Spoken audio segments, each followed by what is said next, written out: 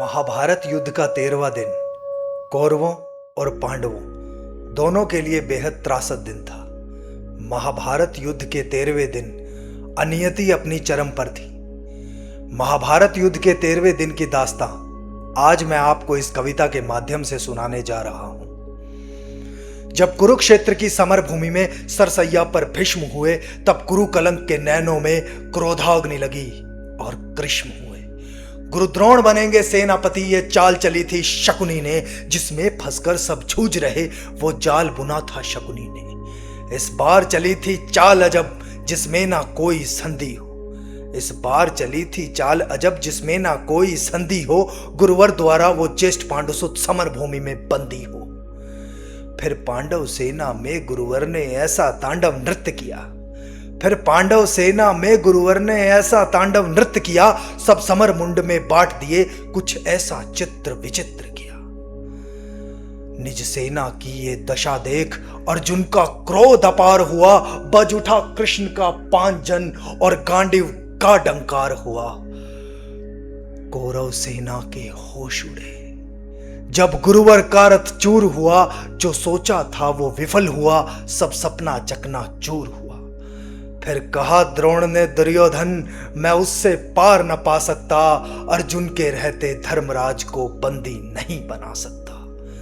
फिर कहा द्रुगर्तों ने मिलकर, हम प्रण से प्राण लड़ाएंगे। हम अर्जुन को ललकारेंगे और दूर तनक ले जाएंगे। हाँ, हम जानते हैं अर्जुन से पा सकता कोई पार नहीं, पर इससे बढ़कर मित्र तुम्हें मैं दे सकता उपहार नहीं। फिर क्या था ऐसी नीति बनी जिसको सबने मंजूर किया। उसने अर्जुन को ललकारा और समर भूमि से दूर किया। अर्जुन के जाते गुरुवर ने कुछ ऐसी वीर संरचना की, जिसका भेदन हो सके नहीं, उस चक्रव्यूह की रचना की। पांडव सेना भयभीत हुई, यह देख शत्रुदल सुखी हुए। जो सदा शांतित रहते थे वो धर्मराज भी दुखी हुए। निज सैन्य तात की दशा देख फिर शेर बवर को जगना था। जो धनी धनुष के बनते थे उनको भी नाक रगड़ना था। है उम्र 18 बरस मगर वो बड़ा धनुष का धन्नु है उम्र 18 बरस मगर वो बड़ा धनुष का धन्नु है। सबने देखा कोई और नहीं, वो अर्जुन सुत अभिमन्यु है। मैं इसका भेदन कर दूंगा, यह भेद गर्भ में सुना हुआ। दादाजी चिंता दूर करो, ये सुन साहस 100 गुना हुआ। फिर अभिमन्यु के पीछे कुछ तेज चले, कुछ तेज चले, कुछ पैदल घोड़े रथ सवार ले। गदा गदाधर भीम चले, अभिमन्यु को ना रोक सका। वो द्वार तीसरे पार हुए, परास द्वार पर जयद्रथ था। चारों भाई लाचार हुए। अभिमन्यु ने मुड़कर देखा, पीछे ना कोई अपना था। पर विचलित तनिक हुआ न वीर, कुछ ऐसा उसका सपना था। कोई एक बेड़ा, कोई दो कर, कोई ले झुंडों का झुंड बेड़ा। लाशों से पटने लगी धरा, जब मुंड मुंड पर मुंड गिरा। दुर्योधन दुशासन विकर्ण कृतवर्मा अश्वत्थामा को, गुरुद्रोण को भी हरा दिया। फिर मारा शकुनी मामा को। वो कर्ण भिड़ा जो दुर्योधन के विजय लक्ष्य की आशा था। वो कर्ण भिड़ा जो दुर्योधन के विजय लक्ष्य की आशा था।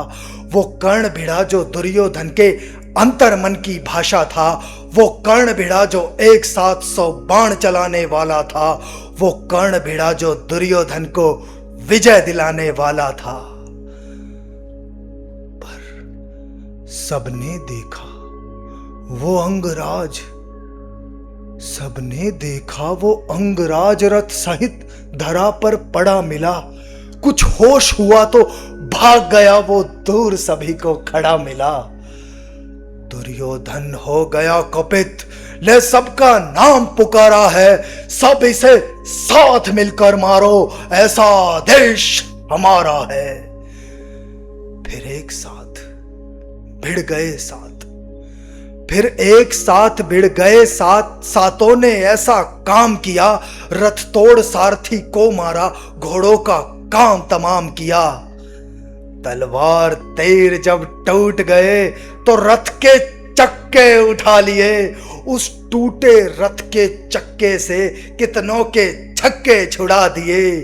यह देख अधम दुशासन ने सर पर गदा प्रहार किया, गिर गया धरा पर वीर तभी, पीछे से उसने वार किया। सब नियम युद्ध के भूल गए, फिर ऐसा अत्याचार किया, बारी बारी से सबने उसके सीने पे वार किया। सब माया पथ की लीला है, मैं कृष्ण लिखूं घनश्याम लिखूं, अरे कितनों को धूल चटाया है, कितने कुरवों के नाम लिखूं। बातों में सहज सुशीला, बातों में सहज सुशीलापन, अब कविता को विश्राम लिखूं। मैं उस बालक अभिमन्यु को अब अंतिम बार प्रणाम लिखूं।